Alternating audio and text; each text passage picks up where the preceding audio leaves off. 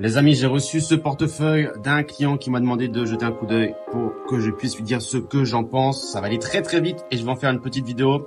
Il a 2, 4, 6, 8, 9 positions en portefeuille dans 5 secteurs différents et je vais te dire ce que j'en pense. Chevron, secteur énergie. Donc comme j'ai écrit ici, c'est une excellente boîte. Le prix me paraît bon en ce moment et on a 4,4% de dividendes. Donc franchement, très belle boîte. SJW qui commercialise de l'eau aux États-Unis. Pareil. Excellent d'après moi, en plus sous-évalué en ce moment et 3,2% de dividendes. Et évidemment, ça ne veut pas dire que j'ai forcément ces boîtes en portefeuille, je dis juste ce que j'en pense. Pepsi, excellent, sous-évalué d'après moi en ce moment, 4% de dividendes. Colgate, valeur, évidemment bon père de famille, 2,3% de dividendes. On peut dormir la nuit très bien avec ce genre de valeur. AbbVie, géant pharmaceutique, excellente boîte, mais en ce moment ça me paraît bien trop cher. Johnson & Johnson, si tu as suivi mes dernières vidéos sur YouTube, c'est excellent en ce moment, 3,2% de dividendes, je pourrais clairement encore en acheter en ce moment.